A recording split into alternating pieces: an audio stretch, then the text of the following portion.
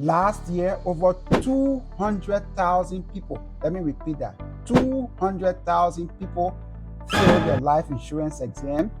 And here's the crazy thing. They failed their life insurance exam for the same reasons. Now, in this video, I'm going to walk you through the 12 common mistakes that people make that cause them to fail their life insurance exam. And these are smart people just like you. But stick with me for reason number 11, because here's the crazy thing. Most people don't talk about it, but it's the hidden reason why a lot of people fail the life insurance exam. Before we jump in, these are some of the reasons you should listen to me. Number one, I have over 10 years of experience in the insurance industry. Number two, I'm the author of several life insurance pre-licensing textbooks that many students across America have used to pass the life insurance exam. Number three, I'm the author of the most popular life insurance pre-licensing podcast in America. Hands down, it's been that way for about 2 years now. And a lot of students have used that to pass their life insurance exam. Number four, and most important of all for you, is that I've helped a lot of students just like you, students who are nervous, students who are frustrated, people who fail the exam up to 4 times. I've helped them pass their insurance exam. I've helped people from almost every single state, from New York to California to Idaho, Wyoming, Washington State, all over, people just like you. People as old as 67 years old and as young as 18 years old. I've helped everybody. Even people who didn't know how to speak English very well, right? I've helped them pass their life insurance exam. And I can help you also. Let's start with mistake number one. So mistake number one, and I see this all the time, the students wait too long to schedule and take their exam. I'll give you one example. One of my recent students, I was behind her, schedule your exam, go and take your exam. She's like, I'm gonna schedule it when I'm ready, when I feel like I can pass the exam. It was one thing after another, one thing after another. How long story short, it took her 6 months to finally take the exam. And guess what? By the 6 months time, she had already forgotten almost everything she learned. This is why you need to schedule your exam as soon as possible, because procrastination kills momentum. Every single time, the procrastination will kill your momentum. So what I recommend you do is schedule your exam before you even start studying. Schedule your exam at least 7 days to no more than 21 days in advance. If you do it 7 days, less than 7 days or sooner than 7 days, you probably will not have enough time, right? Because most people are working full time, they have kids and family and other things to take care of, right? So 7 days kind of gives you some time, but no longer than 21 days. So schedule your exam before you even start studying. I want you to schedule your exam. Now, there are 24 states that allow you to schedule your exam without having to complete a pre-licensing course. Those 24 states I have in the description. Check the list in the description. So if your state is one of those, then there is no need to wait. Schedule your exam before you start studying, because there's a psychology behind this. There's a saying that where your treasure is, that is where your heart is, right? So if you pay your hard-earned money, whether it's $75 or $100 to register for an exam, best believe that you will make sure you study and you'll make sure you show up to take that exam, because of course no one wants their money to go to waste, right? So that is the other reason you want to schedule your exam in advance, because it helps to kill procrastination, right? So you don't want to do more than 21 days, because if you schedule your exam more than 21 days in the future, then life could come up. There are so many things you don't have control over, right? You could get sick, something could happen to your kids. There are so many things. So I found out from helping students over all these years is the sweet spot is between 7 to 21 days. Schedule your exam before you start studying. So let me know in the comments. Have you scheduled your exam already? Or are you waiting like the 200,000 people who failed their life insurance exam. Even if you schedule your exam in advance, but without proper planning, you will still fail your life insurance exam. That is mistake number 2. So I had 2 students. Let's just give them names. Let's call one Mary and let's call one John, right? But of course, I'm not going to give their real name for privacy concern. But I had 2 students. One, we call her Mary. She was always very busy. She didn't want to set specific time to study. Every time I'll get to Mary, like, hey, when are you going to study? When are you going to do your assignment? When are you going to finish chapter 1? She's like, oh, I'm been busy. I'm going to do it when I have free time. And every time it was the same excuse. I'll call her another day. Say, oh, my daughter's sick. Oh, I had a family emergency. I had to travel. This and that. Now, on the other hand, let's call this other student John. John, before he could even start studying, set a fixed schedule. So John worked Monday to Friday from 12 p.m. to 9 p.m. So he said, you know what? I'm going to wake up early every single morning. I'm going to study from 6 a.m. to 9 p.m. right? Every single day, Monday to Friday, I'll study 3 hours every day, 6 a.m. to 9 a.m. before heading to work, right? And then on the weekends, on Saturdays, I'm going to study 10 hours, and Sunday would be my day off to spend with family and and to take care of some other house chores. So John did that, right? Between those 2 students, Mary and John, do you want to guess which one of them passed the exam first? Of course, it was John. Why? John was able to study for his exam in 2 weeks, and he passed. Mary, on the other hand, it took her 6 months. Well, maybe exact 6.5 months, right? And when that 6.5 months came, she barely passed her exam. Here's the truth. Without a fixed study schedule, life comes in the way. Because if you wait until you're free to study or until you feel like you have time to study, you will never study, because there will always be something, whether it's Netflix or it's family or social life, there will always be something. That's why you have to treat studying like the same way you treat your job, right? You have a fixed time to work. You know what? Monday to Friday, you go to work from 9 to 5. So you know what? I have to take care of everything I have to take care of, because I have to be out of this house by 8 o'clock or by 8:30 to be to work, right? So treat your study like the same way you treat your work. You have a fixed time to work. No matter what, you show up to work, right? So the same thing for your exam. Block out a specific time. Even if it's 1 hour a day, that is okay. The key there is consistency. So if you study regularly, right, you have a specific time to study, you're more likely to stick to your schedule and pass your exam in time than dragging it out. Sometimes, trust me, I've seen this too many times. One student, it took her 1 year to pass a life insurance exam. 1 year. Think about that. Because it was always something else, and she never listened to me, right? So don't be like that student. Set a specific study schedule, even if it's 1 hour a day, or even 30 minutes a day. If that's all you have, that's fine. But set a specific schedule and stick to that schedule. So I would like to hear from you. What is your preferred study schedule? Do you prefer to do a little bit every day, like maybe 1 hour every day or 2 hours every day consistently? Or do you prefer to do long hours over fewer days? Like maybe some of my students, they say, you know what, I don't have time during the weekday to study, so maybe on Saturdays and Sundays they spend maybe 8 hours each day studying, or 5 hours on Sunday, 5 hours on Saturday studying. So which method do you prefer? Let me know in the comments. But even with a schedule, many students will still fail their life insurance exam because they don't know that the state has already given them their exam blueprint. That is mistake number 3. One of my students failed her exam 3 times. Let me repeat. She failed her exam 3 times. And she finally, out of frustration, she she came to me.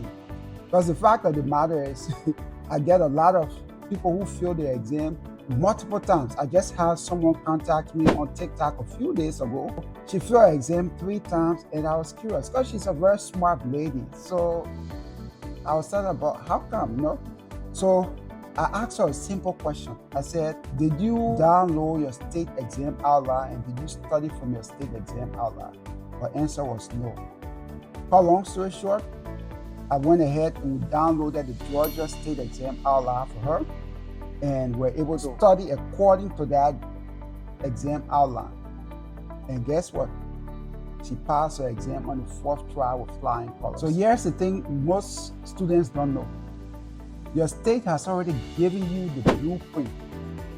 They have already given you the cheat sheet. Every single thing that will be on your exam, the state has already told you, right? So every state has their exam outline. It's very simple. Just go to Google and just type in the name of your state. Like for example, Georgia, type in Georgia Life Insurance Exam Outline. If you're in New York, type in New York Life Insurance Exam Outline. New Jersey Life Insurance Exam Outline. And it will come up. It's a PDF. You download it and it's going to tell you all the topics that will be on your exam. It's going to tell you how many questions will come from each topic on your exam. So they've already given you the game, right? They've already given the game away. So, but here's an interesting thing. I found out that only 5% of students,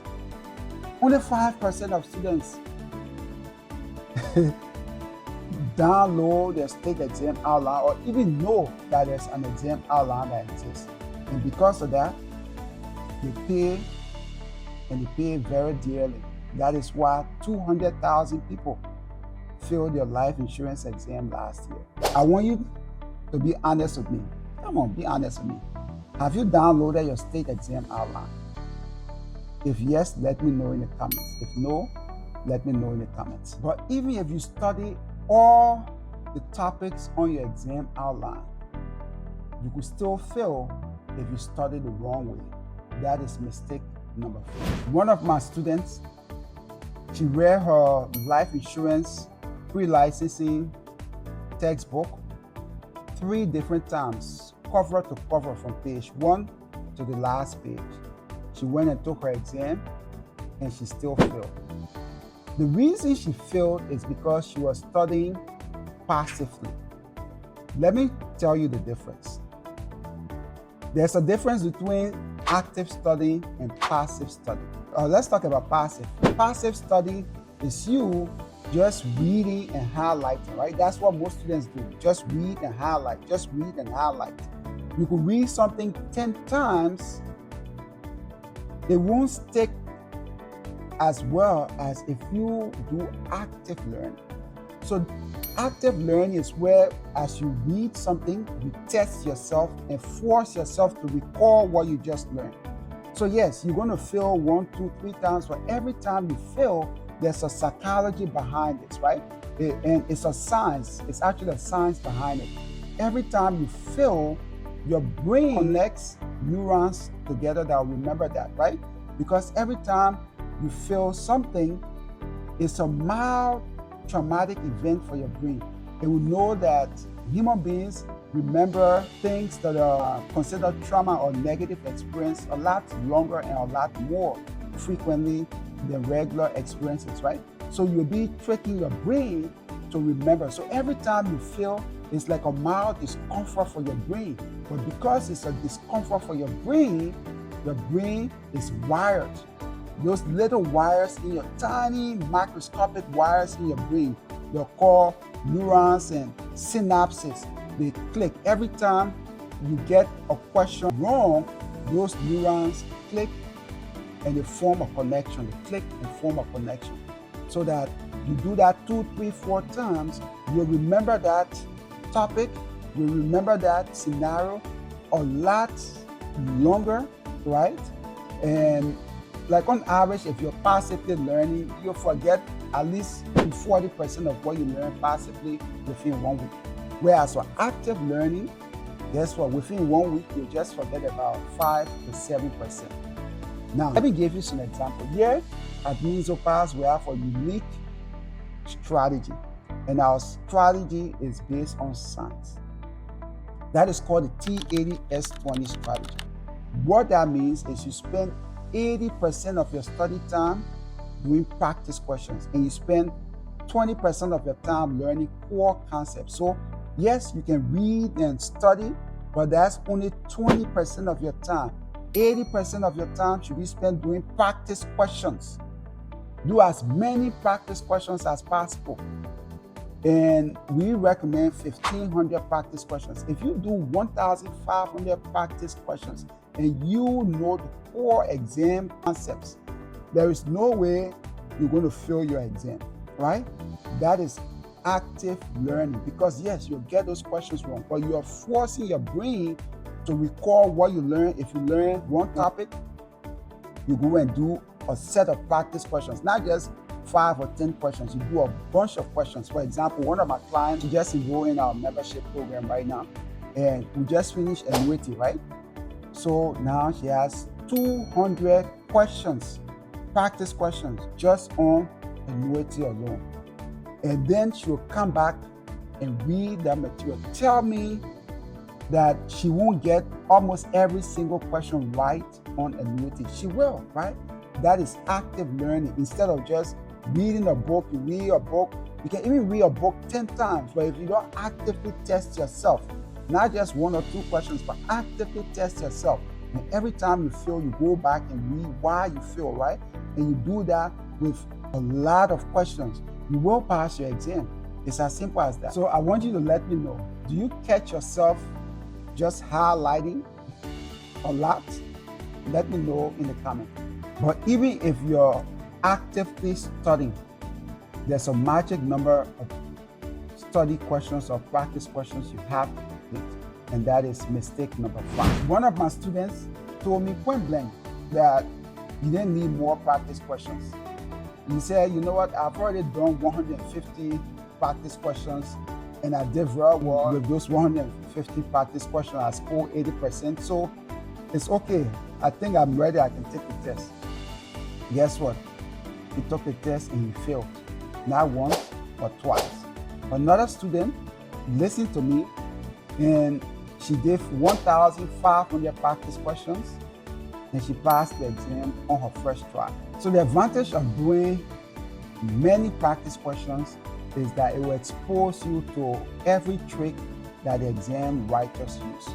Now, by 1,500 practice questions, you have seen every single variation on that topic that the test writers could possibly test. And the good news is nothing will surprise you. So my advice to you is don't stop until you hit that magic number of 1,500 practice questions.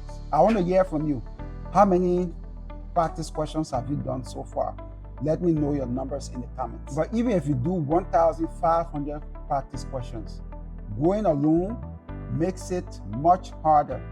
That is mistake number 6. So I've seen many students give up halfway without someone to check in on them daily.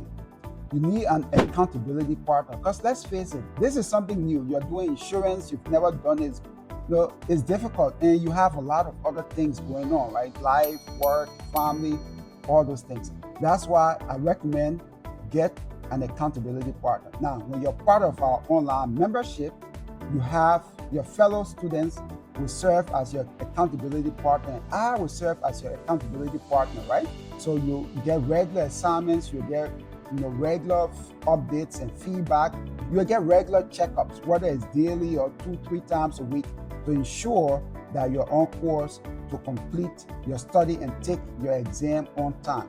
You can also have your fellow online community members as part of your accountability team. So you could pick 1 or 2 people, and you guys could be study buddies, right? And you could study together, and you can check in on each other, give each other encouragement, because let's face it, sometimes you're studying by yourself, it gets boring and it gets lonely, right? So you need someone there to encourage you. Now, if you're not part of our online community, that is fine. You don't have to be, but you can get someone to be your accountability partner, maybe your spouse, or maybe your parent, or your child, or your best friend, right? They can serve as accountability partner, just someone to hold you accountable, someone to check in on you like, hey, Mary, you said you are going to study from 6 a.m. to 8 a.m. It is 7 a.m. and I don't see you studying. What's going on? Someone to hold you accountable. That is why people do very well when they have coaches, right? Because your coach will hold you accountable, and when you feel like giving up, that person will be there to push you along. So I highly recommend get an accountability partner. So will you rather study with a partner or study alone? So comment partner or solo in the comments. But even motivated students can set themselves up to fail if they don't study in the right environment. That is mistake number 7.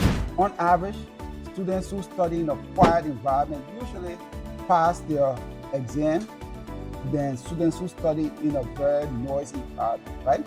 Because when you study in a quiet environment, it allows your brain to concentrate, it allows you to focus. So I usually recommend that students study in maybe a library, maybe in their house, during quiet times, either early in the morning or late at night. But just pick a time, pick a location that is quiet, where you can focus and not have any distraction. I also recommend that while you're studying, you can play Baroque classical music. You can put your headsets on, or if you want to leave your speakers on, not too loud, but Baroque classical music. It has been proven that it helps you with your concentration when you're trying to study, and it helps you to retain what you study. So Baroque classical music, you can find that on YouTube. Where do you usually study?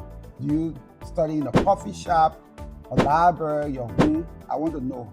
Let me know in the comments. But even if you study in the right environment, some students ignore the most important tool for passing their life insurance exam, and that is mistake number 8. Ignoring simulator exams is mistake number 8. So I've worked with many students who knew the exam inside out, and they were very confident that they will pass. But on exam day, guess what? They panicked, right? They ran out of time, and those students failed. Simulator exams will simulate or they'll mimic real-like conditions, and one of those conditions is your exam will be timed. Your exam will be weighted, so that means the difficult questions will be worth more and the easier questions will be worth less, So it's going to simulate actual exam-like conditions. So if you want to pass your exam, simulator exams are non-negotiable. Now, here at Minzo Pass, what we recommend is for you to pass your simulator exams, 3 simulator exams with at least a score of 90%. So if you can score 90% on 3 simulator exams, you may be ready to take your exam. So I'd like to hear from you. Have you completed 3 simulator exams? Comment yes or no. But even if you crush your simulator exams, if you wait too long, it kills momentum. And that is mistake number 9. So mistake number 9 is waiting too long to take your exam. I've seen students who study, they were well prepared to take the exam, but they waited too long. Some of them waited 1-2 months before they could take their exam. And guess what? When they went to take their exam, they failed. So you want to take your exam within 72 hours. And the reason you want to take your exam within 72 hours, because you're going to forget. This is a new concept. So if you wait too long, then you're going to end up forgetting most of what you learned. So that is why you want to take your exam within 72 hours, because that means everything is still fresh in your brain, right?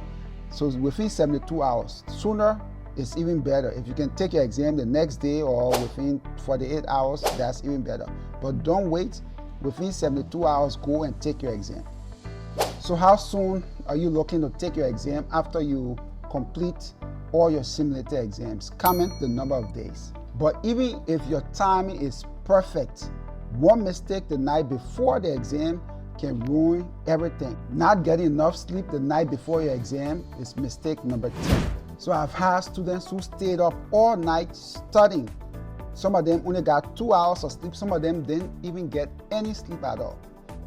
They went and took their exam and their brain froze and they failed their exam. So your brain is like a computer. Without enough rest, it's going to slow down and you won't be able to recall information, right? and you're going to experience brain freeze. That even happened to me personally many times when I was in college, right? I'll pull an all-nighter, and during exam time, my brain will just freeze. That is why here at Minzo Pass, we recommend get at least 7 hours of sleep. If you can get more, 8-9 hours, even better, but get at least 7 hours of sleep the night before your exam so that you'll be very well rested and you'll be sharp mentally. How many hours of sleep do you usually get the night before exams?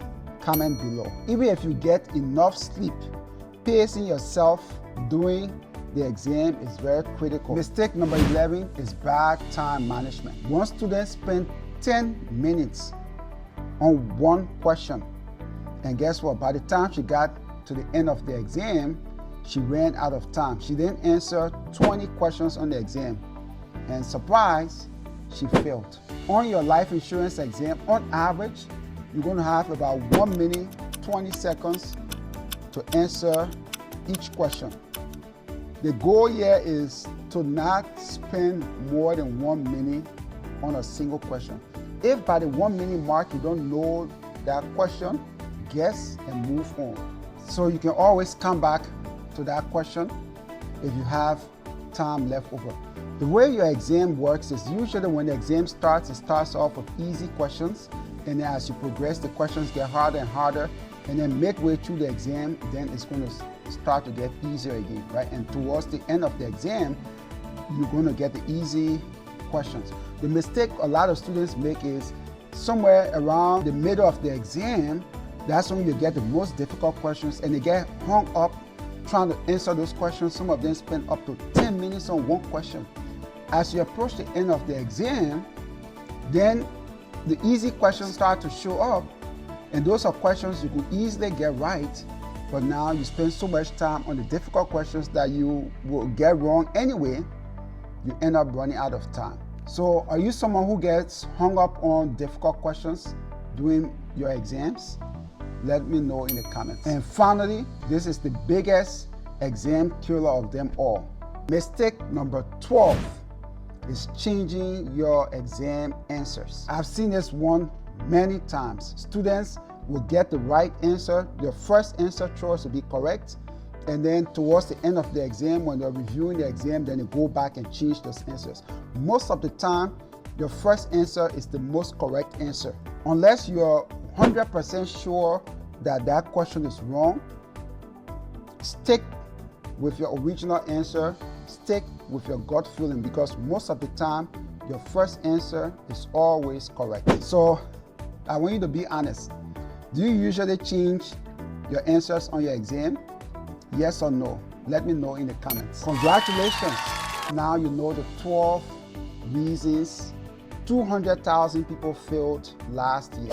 The good news is if you avoid those mistakes, you will pass your insurance exam. But remember, passing your exam is just one step. Because I tell people all the time, the majority of life insurance agents, of new life insurance agents, will fail in their first year.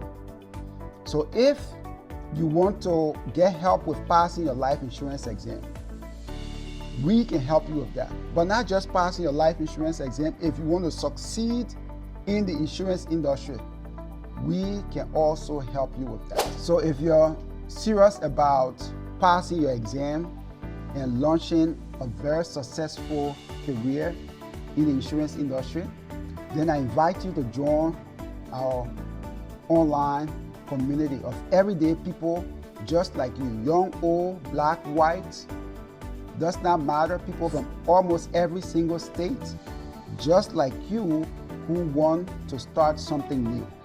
So we have textbooks, we have our online community, we have so many things to help you pass your exam, and not just pass your exam, but succeed in the insurance industry. So if you want to pass your exam, not just pass, but you want to launch a successful career in the insurance industry, then I urge you to join our online community, or you can take one of our online courses.